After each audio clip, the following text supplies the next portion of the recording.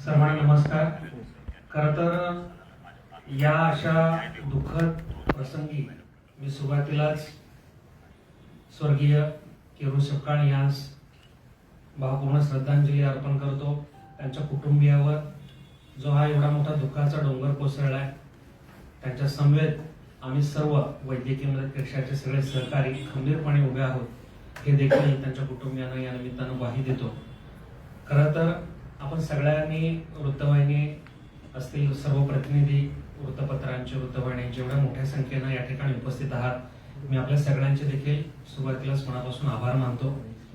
आपल्या सगळ्यांना ही जी दुःखद घटना घडली आहे याच्याबद्दल बऱ्यापैकी सगळी माहिती काल मिळालेलीच आहे आणि या दुर्दैवी घटनेनंतर जे काही तीव्र पडसाद उमटले ते देखील आपण सर्वांनी आपल्या न्यूज चॅनलच्या माध्यमातून किंवा वर्तमानपत्रांच्या माध्यमातून संपूर्ण महाराष्ट्राच्या समोर ठेवलेले आहे। वास्तविक पाहता घटनाक्रम हा समजून घेणं मुळात अपेक्षित आहे, अशी माझी नम्र विनंती आहे सर्व पत्रकार बंधूंना। सह्याद्री हॉस्पिटलमध्ये साधारणतः 12 दिवसांपूर्वी स्वर्गीय केरू सपकाळ यास अल्सरच्या शस्त्रक्रियेसाठी ऍडमिट करण्यात आलं होतं। मी स्वतः शस्त्रक्रिया यशस्वी देखील झाली, त्याबद्दल हॉस्पिटल प्रशासनाचे डॉक्टरांचे आभार मानण्यासाठी साधारणतः 10 दिवसांच्या पूर्वी मी स्वतः हडपसरमध्ये आलो होतो, सह्याद्री हॉस्पिटलमध्ये गेलो, हॉस्पिटल प्रशासनाचे देखील आभार मानले, पेशंटला मी भेटलो, त्यांच्यासोबत 1-2 मिनिटं गप्पा मारल्या आणि त्यांना विचारलं कशी तब्येत। त्यावेळी ते बोलू शकत नव्हते, हातानं त्यांनी प्रतिसाद दिला आणि उपचार वगैरे सगळे सुरू आहेत अशा पद्धतीनं त्यांनी सांगितलं। त्यावेळी देखील हॉस्पिटल प्रशासनाशी माझा संवाद झाला, तर त्यांनी सांगितलं की आता सगळं व्यवस्थित झालेलं आहे, 1-2 दिवसामध्ये आपण पेशंटला बरं वाटल्यानंतर आयसीयू मधून नॉर्मल मध्ये शिफ्ट करू आणि डिस्चार्ज करू, अशा पद्धतीचं त्यांनी माहिती दिली होती। आणि नंतरच्या काळात 4 दिवसानंतर माझा जो सहकारी आहे, जो या ठिकाणी पुणे शहर प्रमुख शिवसेना वैद्यकीय मदत कक्षाचं काम पाहतो, ज्यानं खरं तर शेकडो नव्हे तर हजारो रुग्णांना अशा दुःखद प्रसंग येण्यापासून वाचवलेला आहे, अनेक रुग्णांचे प्राण वाचवलेले आहेत, अनेक लोकांना त्यांनी मोफत किंवा सवलतीच्या दरात शस्त्रक्रिया करून देण्याच्यासाठी समन्वयाची भूमिका पार पडलेली आहे। अशा अजयने म्हणजे तो त्याचा फोन आला त्यावेळी तो अक्षरशः रडत होता आणि तो सांगत होता की हॉस्पिटल प्रशासनाकडून संबंधित डॉक्टर असतील, कर्मचारी असतील, त्यांच्याकडनं सतत वेगवेगळी माहिती देण्यात येते।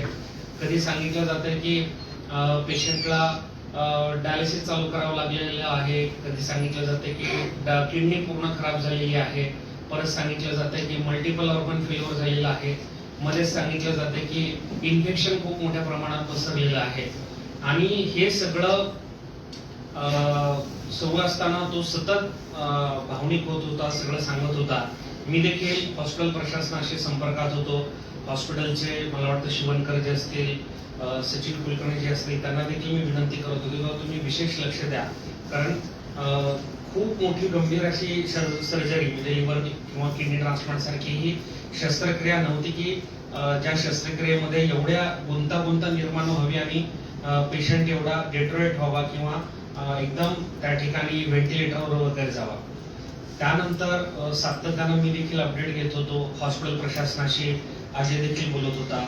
आणि ज्या दिवशी आता हा परवाचा प्रसंग आहे, परवाच्या प्रसंगी मी देखील हॉस्पिटल प्रशासनाशी संपर्कात होतो, त्यावेळी तर धक्कादायक माहिती माझे सहकारी अक्षय डमाले या ठिकाणी आहेत, ते स्वतः उपस्थित होते। वस्तुतः माहिती अशी मिळते, इथले जे आतमधले काही कर्मचारी असतात, आता आम्ही वैद्यकीय सेवेमध्ये काम करतो, यांना त्या निमित्तानं हॉस्पिटलमध्ये काम करणारे जसे डॉक्टर्स मंडळी आमच्या संपर्कात येतात, त्याच पद्धतीने तिथले कर्मचारी देखील आमच्या संपर्कात असतात, आमच्या सहकाऱ्यांच्या संपर्कात असतात। तिथल्या काही कर्मचाऱ्यांनी देखील माझे सहकारी अजय सपकाळ सांगितलं की अरे डॉक्टरांकडनं काहीतरी गंभीर चुका झालेल्या आहेत आणि ते सतत टेन्शन मध्ये किंवा अशा पद्धतीने चर्चा करताना आढळून येतात की पुढे काय कशा पद्धतीने जायचं वगैरे।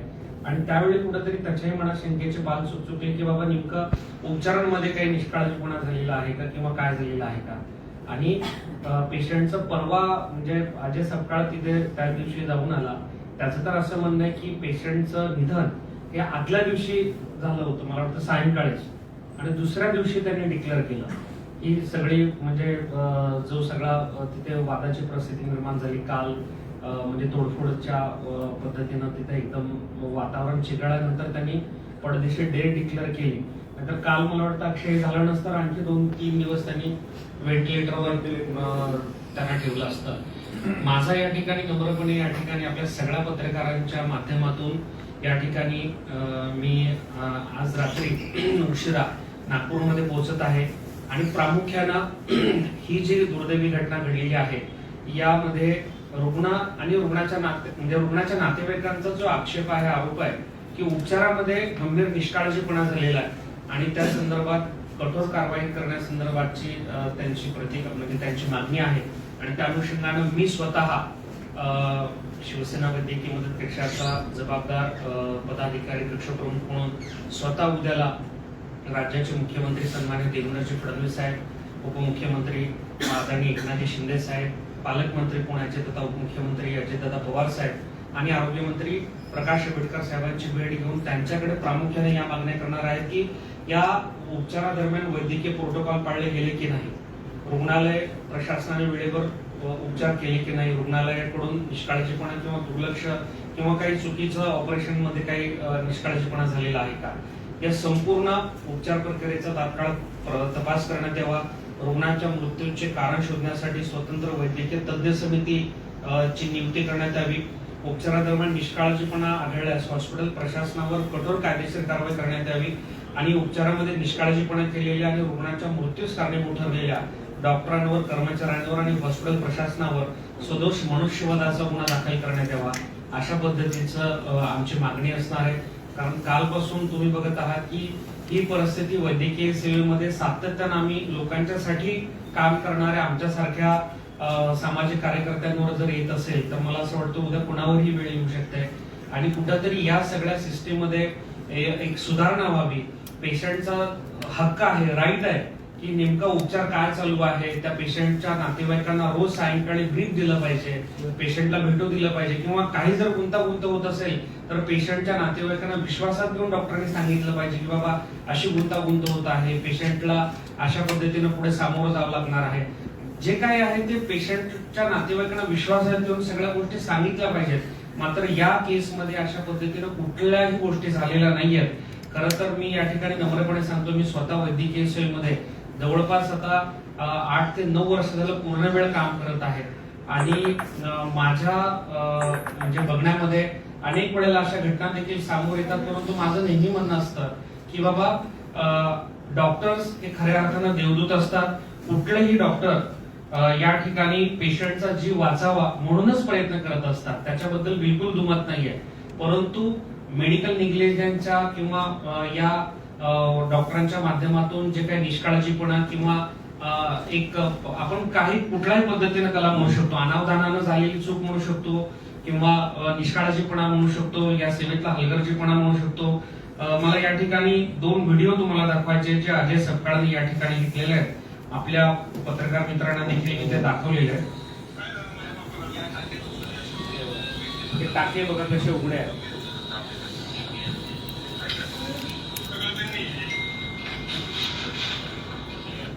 हे बघा टाके दिसतात, सगळ्यांना दिसत असतील बहुधा. परत प्ले करायचं, झूम करून आपण बघू शकता. हे करतो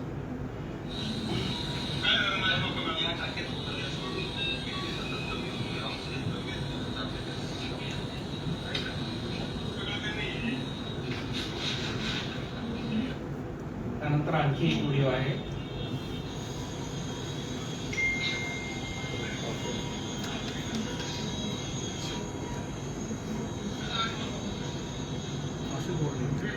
आणि शेवटचा सीपीआर मला वाटतं डे झाल्यानंतरचा आहे. सीपीआर देताना काल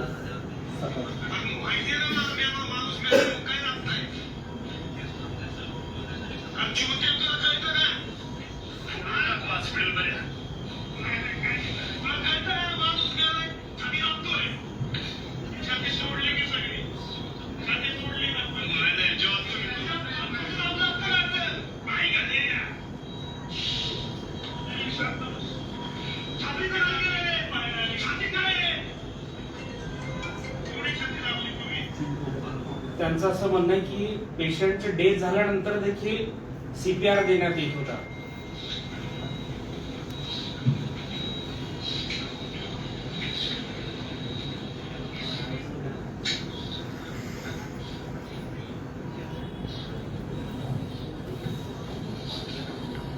हे सगळे व्हिडिओ आपल्याला माहितीसाठी दिलेले आहेत. मुद्दा हा आहे की या सगळ्यामध्ये म्हणजे मला तर अतिशय अस्वस्थ होतंय, निशब्द होतोय मी हे सतत बोलताना, कारण आम्ही देखील त्या दुःखातून अजून सावरलं गेलेलो नाही, कारण आमचं एक कुटुंब आहे, वैद्यकीय मदत कक्ष हा सगळा परिवार आहे आणि आमच्या घरामध्ये ही घटना घडलेली आहे आणि म्हणून आम्ही या ठिकाणी अशा पद्धतीची एक चौकशी समिती गठीत करण्याची मागणी करत आहोत, जेणेकरून प्रोटोकॉल्स जे काय असतात वैद्यकीय सेवेचे ते पाळले गेलेले आहेत की नाही त्याची सखोल चौकशी करण्यात यावी आणि जे दोषी असतील याच्यामध्ये, मग डॉक्टर असतील, कर्मचारी असतील, प्रशासनातले काही लोक असतील ज्यांनी योग्य वेळेवर माहिती पेशंटच्या नातेवाईकांना विश्वासात घेऊन दिली नाही, त्यांच्यावर कठोर कारवाई व्हावी अशा पद्धतीची मागणी आमची असणार आहे. एक मिनिट, आणखी एक सकाळची एक घटनाक्रम आहे, माझा सहकारी अक्षय डमाले सांगेल. आज सकाळची पत्रकारांशी बोलताना त्यांनी एक बहुतेक फेसबुकद्वारे कुठली तरी बाईट दिली, तो व्हिडिओ सध्या व्हायरल होतोय हॉस्पिटल प्रशासनाचा. त्याच्यामध्ये त्यांनी असं सांगितलं की ते ऍडमिट होण्याच्या अगोदरच त्यांचे पूर्ण अवयव शरीरामधले पूर्ण अवयव सगळे ऑर्गन फेल होते.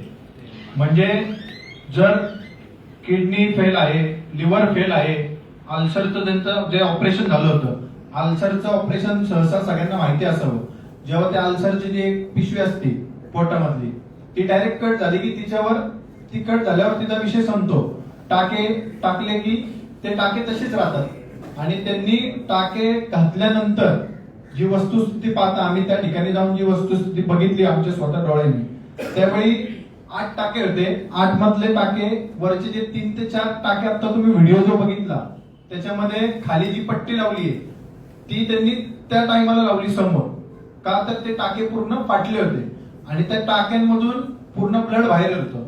आणि जेव्हा ते म्हणतात की त्यांचे अवयव पूर्ण सगळे फेल होते, तर मग सिटी स्कॅन तुम्ही काढला, त्याच्यात तुम्हाला अल्सरचा प्रॉब्लेम दाखवला, त्याच्यामध्ये तुम्हाला आधी एक डॉक्टर म्हणून आपण उपचार नाही, माणसाचे किडनी फेल झाले ना 10 दिवस 15 दिवस हातपाय सुचतात, पूर्ण असे पाणी भरतं, म्हणजे माणूस चालायला लागला की पाणी पडतं. काहीच नव्हतं त्यांच्या वडिलांना, यातला कुठलाही एकही आजार त्यांना नव्हता. त्यांना फक्त ऍसिडिटीमुळं जे अल्सर तयार झाला होता ते काढण्याचं ते ऑपरेशन होतं. त्याच्यानंतर त्याच्यामध्ये त्यांचा मृत्यू झाला.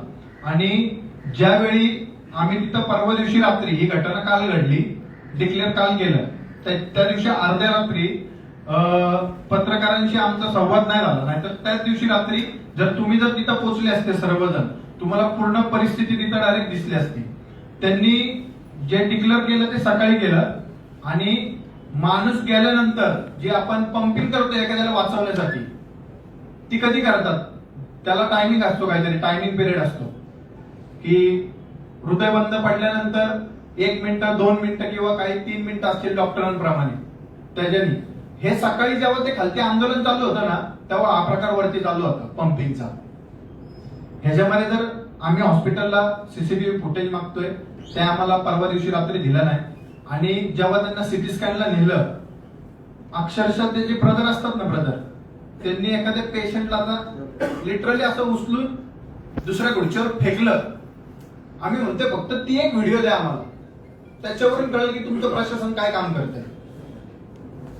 आणखी एक महत्वाची माहिती या निमित्तानं मला द्यायची की ज्यावेळी या सह्याद्री हॉस्पिटल प्रशासनाने हे जे घडलेली दुर्दैवी घटना या अनुषंगाने पत्रकार परिषद मी घेत आहे, हे ज्यावेळी सोशल मीडियावरून पुण्यामध्ये व्हायरल झालं, त्यावेळी पेशंट म्हणजे ज्यांचं दुर्दैवी निधन झालेलं आहे नुकतंच लिव्हर ट्रान्सप्लांटच्या शस्त्रक्रियेच्या दरम्यान, अशांचे 2 लहान बच्चू मला या ठिकाणी भेटायला आहेत. नाव काय तुमचं?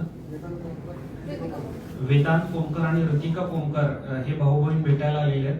त्यांनी सांगितल्यानंतर तर माझ्या अंगावर शहारे आले की ह्यांच्या बाबांना लिव्हर ट्रान्सप्लांट करायचं होतं, आईने डोनर होत्या, आईने लिव्हर दिलं आणि हॉस्पिटल प्रशासनाने डॉक्टरांनी सांगितलं की आईला काही होणार नाही, जरी काय बरं वाईट झालं तर वडिलांचं होऊ शकतं, मात्र जो डोनर असतो, जो दाता असतो तो सेफ राहील. मात्र त्यांच्या केसमध्ये तर त्यांचे आई वडील 2 जण देखील त्याच्यामध्ये गेलेले आहेत आणि हे 2 जण मुलं आज अनाथ आहेत. मुलगी 8वीत आहे आणि तू कितवीत आहे? तू थोडक्यामध्ये मगाचा तो प्रसंग सांग ना. पैशासाठी लोन काढले त्यांनी 20 लाख रुपये आणि आज 40,000 रुपये त्यांचा हप्ता आहे. त्या हप्ता देखील भरू शकत नाही कारण आता कोणच नाहीये त्यांना त्यांच्या घरी काम. तू सांग.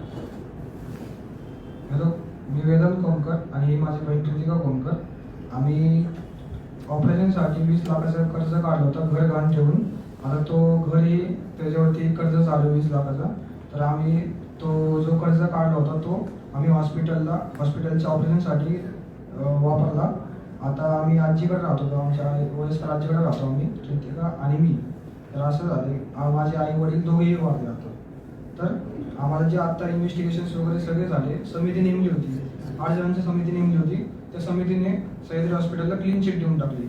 आणि जे समितींनी आम्हाला सांगितलं पाहिजे होतं की काय चालू आहे काय नाही याच्यामध्ये, आम्हाला काही सांगितलं नाही, काही अपडेट्सही भेटले नाही. आम्ही दोघं काय म्हणतो, आम्हाला काही माहित नाही याच्यामध्ये काय चालू आहे काय नाही. सह्याद्री हॉस्पिटल आणि ते समिती दोघांचेही संपर्क साधला नाही. आम्हाला समितीने संपर्क साधला नाही. जे गोंधळ झाले ते सह्याद्री हॉस्पिटल आणि ह्यांनीच केलंय. आणि आम्ही ज्यावेळेस माझी आई चर्चा आणि ज्यावेळेस माझी आई वारली त्यावेळेस आम्ही पोस्टमॉर्टमसाठी बॉडी दिली होती. पोस्टमॉर्टम आता आम्हाला 2 महिन्यानंतर असं माध्यमातून कळते की पोस्टमॉर्टम ही झालं नाहीये. आणि आता ते जेव्हा तुम्हाला माहिती होतं की आपल्याकडे डॉक्टर्स नाहीये, तर तुम्ही त्या 2-3 दिवसानंतर सांगितलं पाहिजे होतं की आपल्याकडे डॉक्टर्स नाही, तुम्ही तुमची बॉडी दुसरीकडे देऊ शकता. आता आम्हाला काही सांगितलं नाही याच्यामध्ये. आता ते जे हॉस्पिटल मुंबईकडे गेले. आता ह्या सगळ्यामध्ये आमचं सगळं खूप बरं वाईट होतं. असं झालं की आता लोनपणे आणि सगळं खूप काही गोष्टी आहेत. आता आम्हाला दोघांना बहीण भावाला असं वाटतं की जीव देऊन टाका. काय करणार आम्ही शेवटी आता खूप वाईट परिस्थिती आली. बोलताही येत नाही मला, आता काय बोलू समोर. खूप काही आहेत आता मनात, खूप काही गोष्टी आहेत, काही सांगता येत नाही समोर आता.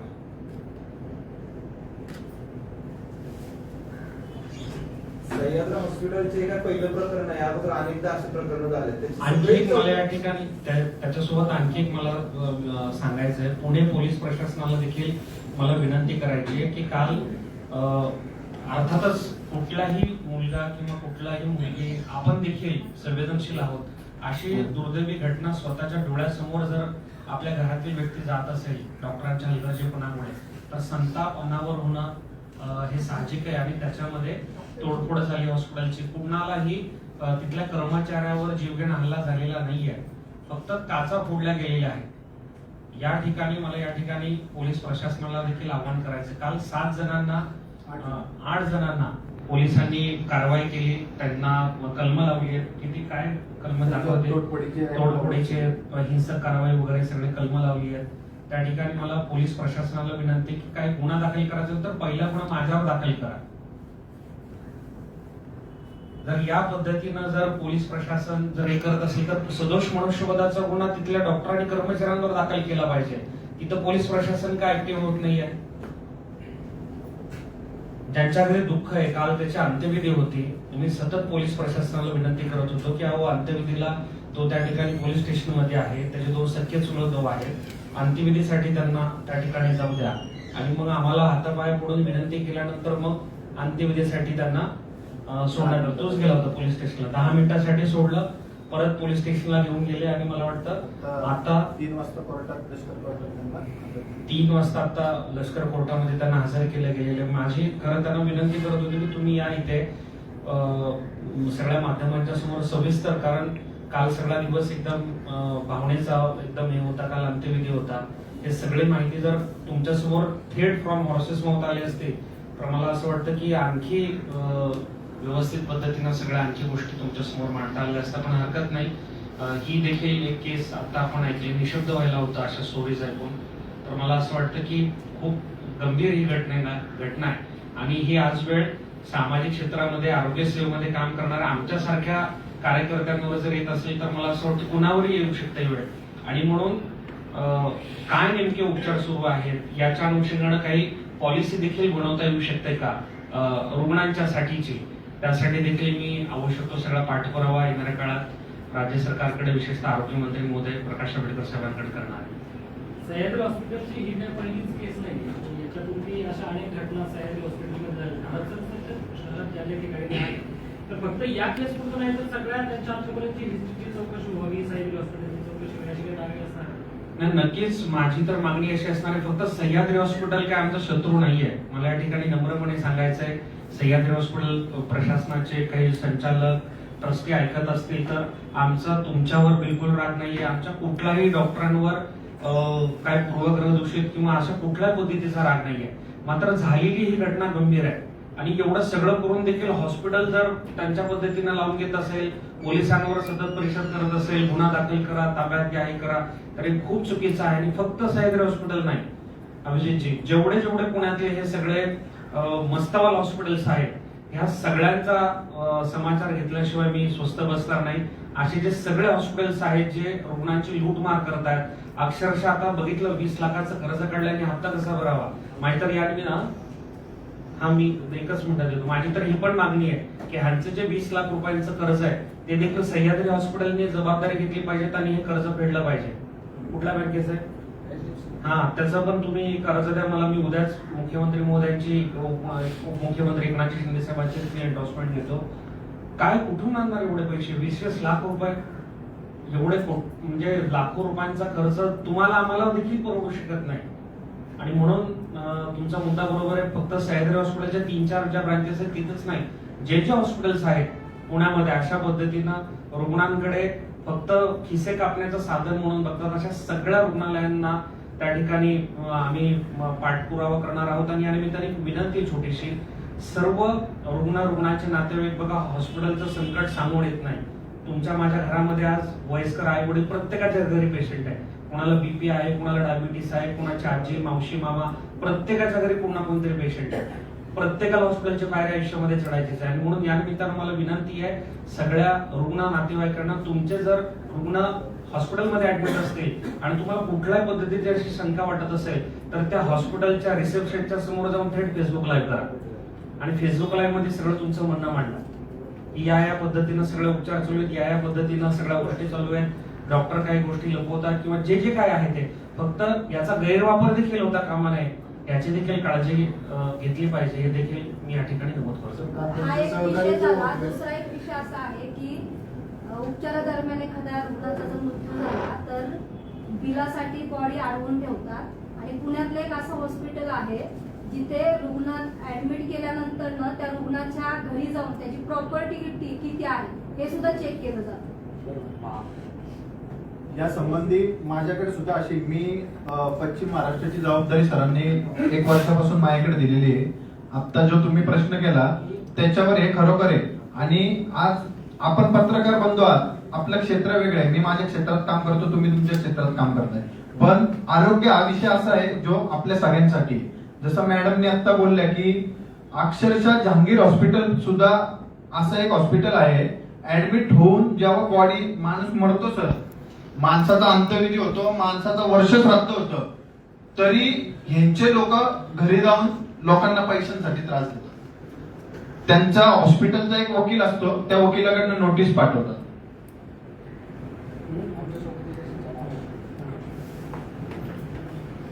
सह्याद्री हॉस्पिटलचे डायरेक्टर आहेत दिनेश झिरपे, डॉक्टर दिनेश झिरपे. ते मेन डॉक्टर होते आमच्या सर्जरीमध्ये. आणि आम्हाला माध्यमातून असं कळालं की जे बाकीचे डॉक्टर सर्जरी करणार होते ते त्यांचं फर्स्ट टाइम सर्जरी होती. आणि आम्हाला सांगण्यात आलं होतं की आमचे सगळे जे टीम आहेत ते एकदम एक्सपर्ट टीम आहे. आणि आम्हाला नंतर असं कळतं की फर्स्ट टाइम सर्जरी यात पण शिकावे. नंतर आम्हाला हलगर्जीपणाचाही आपल्याला आरोप आहे आपला. पण जे आम्हाला खूप दुर्दैवाची कळते की क्लीन चिट भेटले आपल्या स्टेट हेल्थ डिपार्टमेंटने, त्यांनी क्लीन चिट दिलं सह्याद्री हॉस्पिटल चौकशी समितीने. आणि सगळ्यात दुर्दैवाची गोष्ट आहे की चौकशी समितीने एकदा पण त्यांच्याशी संपर्क साधला नाही. रुग्णाचे जे म्हणजे मुलं आहेत त्यांना एकदा देखील विचारलं पण नाही की अरे तुमचं काय म्हणणं आहे, बरोबर ना? भेटलेच नाही तुम्हाला संपर्क, फोनवर काहीच नाही. सर, अजय सपकाळ जे आहेत तर त्यांनी काल आरोप केला की माझ्या वडिलांची हत्या झाली असा आरोप केलाय. तुम्ही आता राज्यभरात सगळीकडे काम करताय, तुमचं काय म्हणणं आहे? ते हत्याचे मी या ठिकाणी नम्रपणे परत तेच सांगतो, डॉक्टर हे देवदूत म्हटले जातात, देवाचेच, परमेश्वराचे ते दुसरे अवतार आहेत. कुठलाही डॉक्टर रुग्णाला वाचवण्यासाठीच प्रयत्न करतो 100%. मात्र मेडिकल निग्लिजन्स म्हणा किंवा निष्काळजीपणा यामुळे जर अशा घटना घडत असतील, म्हणूनच मी मागणी केली की ह्याची चौकशी करण्यात यावी आणि चौकशीमध्ये जर आढळून आला हलगर्जीपणा तर त्या डॉक्टरांवर सदोष मनुष्यवधाचा गुन्हा दाखल झाला पाहिजे. आणि एक उदाहरण आता मध्येच घडलेलं एवढं मोठं उदाहरण, नगरचे आमदार संग्राम भैया जगताप, त्यांच्या वडिलांचं देखील अरुण काका जगताप यांचं पण निधन अशाच पद्धतीनं झालं होतं. त्याविषयी मी अधिक बोलणार नाही, परंतु तो देखील याच अनुषंगानं विषय आहे.